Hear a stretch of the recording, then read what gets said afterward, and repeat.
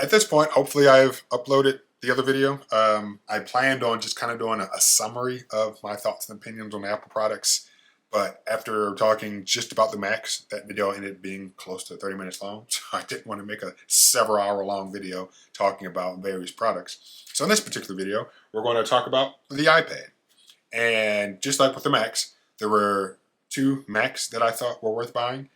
With iPads, I feel like there's only two iPads really worth buying. Maybe, and a possible third, but really only two for an adult. I don't have kids, so I'm not really thinking about the base model iPad, and I'll talk more about it later. But yeah, for adults, I feel like there's only two iPads really worth buying. So let's just go from left to right, and we'll talk about them. Hopefully this will be a little shorter than 30 minutes, but we'll see. So first, how much time do I have left on my memory card? Ooh, I need to start deleting some stuff. First, iPad Pros. Don't think you should buy either one of them. I mean, just flat out. Yes, I know. I think the 12-inch one has mini LED technology, and they put the M1 and then the M2 chip in it. But if you start paying iPad Pro prices, let me just pull up the buy page on Apple's website. Starting at $800, let's buy a MacBook Air. And that's for the 11-inch one. So comparable. Let's just say 13-inch screens. The 12.9-inch iPad Pro starts at $1,100. Get a MacBook Air. I'm not going to rant about it again the same way I did in my other video, but if you're paying close to or over $1,000 for an iPad, just get a MacBook. And that's it. You get this. The only thing you're losing at that point is the ability to touch the screen, which I don't think you really need. But if you need it, cool, that's you. But I feel most people, they're sucked into the title of pros. Oh, I need an iPad Pro, but not really realizing the internals are essentially just a MacBook that they just slapped a touchscreen on and then took away a pretty good keyboard and trackpad and additional ports. So iPad Pros, in my opinion, waste of money. If you need truly a professional device, get a MacBook. I don't want to say you need a MacBook Pro because the Pro moniker doesn't really mean much, but if you need a device that allows you to really get work done, I don't think an iPad is for you. I think you need a computer, even though an iPad is a computer, but get a notebook and you have the portability and you have the touchpad and then the keyboard, additional ports, so forth and so forth. So in summary, in my opinion, iPad Pros, waste of money.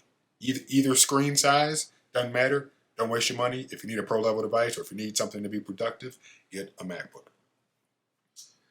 Next thing, and I guess I could have put these together, is the iPad Air. That's the first iPad I think you should buy if you're looking for one. I'm not going to get into the specs. You go to Apple's website if you want to see the specs. But I think the iPad Air is definitely thin and light. I mean, they're all thin and light, but it's a step up from, of course, base model iPads.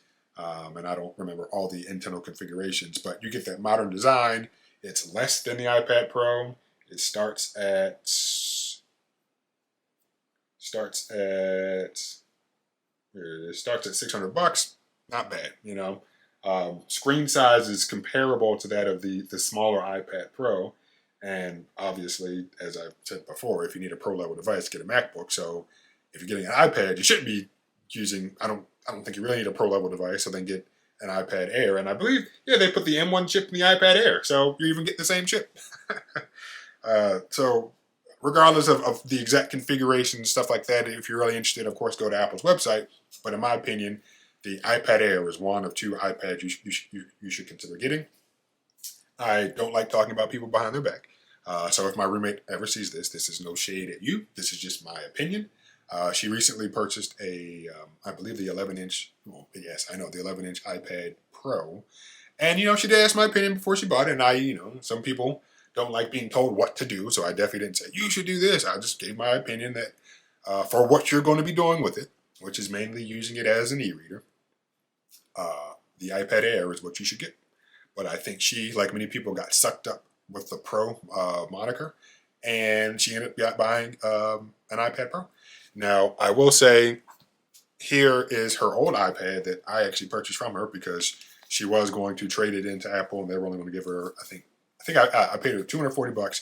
This is an iPad Mini with the case, and that, in my opinion, was the best iPad for her because she was using it as an e-reader, and that was it.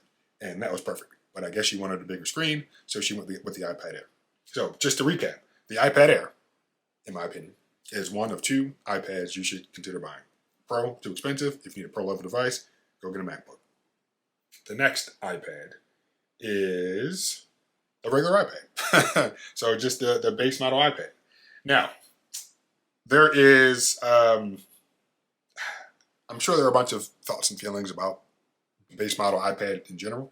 With the new one, they removed the headphone jack and they upped the price $130, or I guess $120. So instead of it being $329 like the 9th gen base model iPad, the 10th gen iPad is now $450, which at that point is too much for a base model iPad is too much. Yeah, again, not going to go into the specs. If you're really interested, go to Apple's website, see exactly what the spec differences are. But I'd say, yeah, for another $150, you can get an iPad Air. And I hate when I have to say that about any product. Well, you spend a little more money, you get a slightly better machine or a truly better machine. But I feel like the 9th gen iPad Air, for me, is just getting too old. If I had a small child, maybe I'd consider getting it. But the overall build quality, whatever, it's an iPad, so it's fine. It does the job. I'm not going to say it's a bad product because it's a good product. But for the money, I would still say, well, don't buy the 9th gen. 10th gen is too expensive. I know the 9th gen is frequently on sale. In fact, I know the 10th gen's been on sale. And, if you really need to buy an iPad and you're looking to save some money, yes, fine. 230 or 200, I think 279 is maybe the cheapest I've seen a 9th gen iPad. But I'm not recommending it. If that's what you want, get it. But I'm not recommending it. And the reason that I say that is, one, I don't like iPads that much. Even though I bought this one from my roommate, I don't particularly like them. But if you need an iPad and you don't want to spend too much money, you don't want to spend Apple money on one of their devices, then by all means get the base model iPad 9th gen, not the 10th gen, in my opinion. So when I started this video, I said there were definitely two, and maybe a potential maybe. The base model iPad is that maybe. So I'm like, if you really need the iPad, like if you really need it, cool, it's there, it's available. But I'm not recommending it. All right. Now, we've done the iPad Pro, we've done the iPad Air, we've done the base model iPad. Oh, and I guess I didn't even really talk about the 10th gen. The reason I don't recommend that, at least I don't remember talking about it, it's just too expensive. So again, for because I'm saying again, I did talk about it. For another $150, you can bump up just to the iPad Air, which in my opinion is a better machine. Build quality, I think, yeah, the iPad Air has the M1 chip in it now versus the A whatever is in the base model 10th gen iPad. So yeah, just not worth it, in my opinion. Which leads us to the last iPad, and let me just check my notes before I get anywhere else. Which is this, which is the iPad Mini. So even though, I'm not a huge fan of iPads, this is the other iPad that I recommend. So if you want something small, this is perfect. This is my second iPad Mini. I had the 5th gen. I believe these are 6th gens. And truth be told, I actually bought one of these before and ended up selling on eBay. Like I bought them when they were a little bit newer because I just think I really, really wanted one. And in fact, not to take credit, but I'm pretty sure I bought mine and then my roommate held it for a little bit and she was like, oh, I want one. And then we went to go get hers. So this, in my opinion, if you want a small iPad, definitely worth getting. And how much does this start at? Starts at $500. So, and again, and to the point of the base model iPad, the 10th gen one, in my opinion, it's like, well, for $450, you can get the base model iPad, whatever, 10th gen. Or for $50 more, you can now get the iPad Mini, which is a little older and a little smaller. But I really like this form factor. I'm probably going to start using this as an e-reader myself because just holding it in the hand is pretty comfortable. And it came with the case. And another reason that I bought it was, Apple was really going to rip her off This isn't even, it's not even the base model. It has 256 gigs of storage in it, I believe. Right? Yeah, I should probably know that. I'll just turn it on while we're talking to verify that it's not even the base model. So Apple was really going to rip her off. I'm pretty sure it does not have cellular. I believe it's just Wi-Fi. And what are the storage options? It should be towards the top. Oh yeah, so 64, 256. So yeah, I'm pretty sure this is 256. And as always, I mean, as I always say, if you're able to find something used, I mean, I hate that Apple was only going to give her that amount of money for it. But for me, I was like, well, I'm not even sure how I'm going to use it. But for $240, I will find it. I will find something to do with it. And that's that. Okay. So I looked at my notes, and all I really wrote down was for iPads were the Mini and the Air, as I said before. In my opinion, those are the only two iPads that are really worth purchasing. If you need a pro level device, buy a MacBook. If you're trying to save money, then yeah, that two and a half, that half iPad I was referring to was the base one, but I can't recommend it. So after 11 minutes of talking about iPads, in my opinion, those are the only two worth getting. And even with that base model one, 9th gen iPad, the fact that, as I'm thinking, it still uses Lightning, I'm just like, it's stupid, and of course I feel like the whole Apple ecosystem should have switched over to USB-C a long time ago, but they didn't. And with the 10th gen base model iPad, it has a USB-C port, but it still supports the first gen Apple Pencil, which needs a Lightning port in order to charge and to sync. So you have to then buy a dongle, a Lightning to USB-C dongle, to use the first gen Apple Pencil with the 10th gen iPad, even though the second gen Apple Pencil has been out for, I think, at least like 4 years or something. So just off of that, like those things that Apple does, and of course, we'll say, well, we needed to put the camera on the long side of the iPad, and that's where the Apple Pencil would have connected to charge, so we couldn't. There are very, very smart people in that building, and they could have figured something out. But no, instead, they just chose to not give it support. Or they could have given it support for both of them and said, hey, well, you figure out how you want to charge it, or whatever. They could have just given it support for both, whatever. Or maybe, yeah, you can only charge it when it's not in, you can only charge the Apple Pencil when it's not in the little folio case, because I know, I think there are like pogo pens or something on one of the sides of the iPad.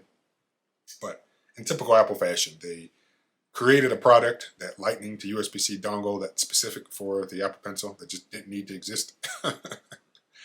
And I think somebody showed like they had like a Lightning to USB-C something, and because it wasn't that specific dongle, like it still just didn't work. Or I think they were trying to charge the Apple Pencil like to the wall or something, and it just wouldn't work. You had to charge it, or it only charges if you connect it to the iPad. So yeah, in typical Apple fashions, they just make things more complicated than they need to be.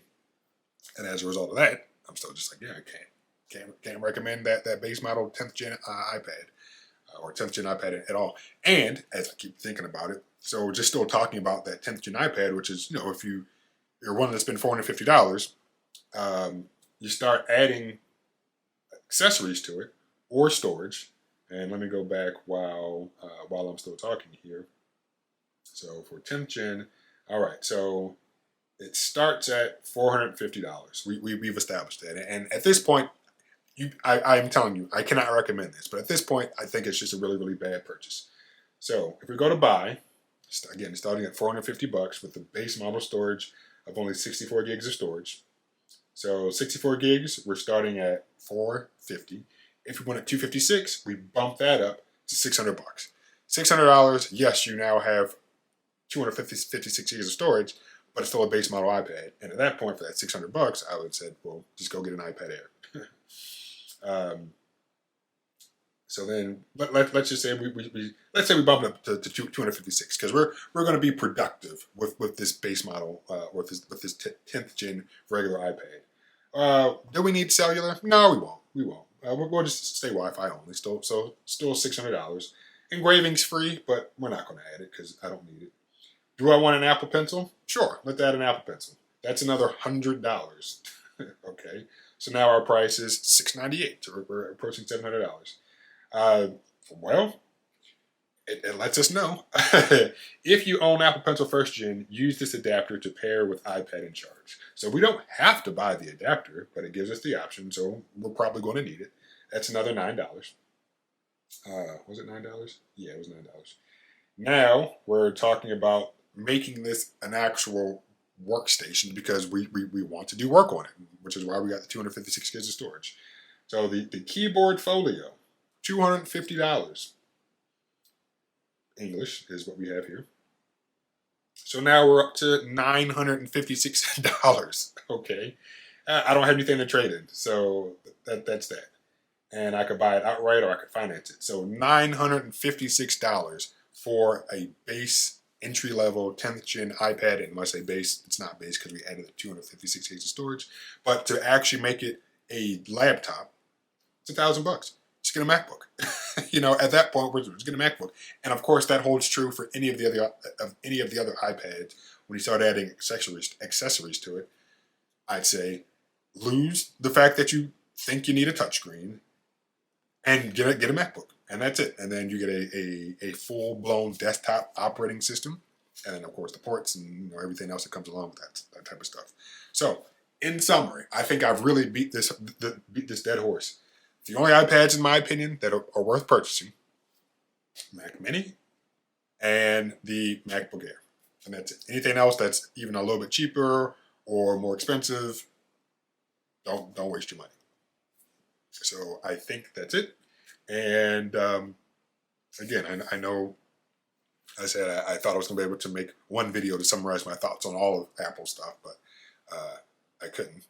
So this one was for the iPad. So again, MacBook, again, Mac Mini, again, iPad Mini, or iPad Air are the only two things that I recommend purchasing.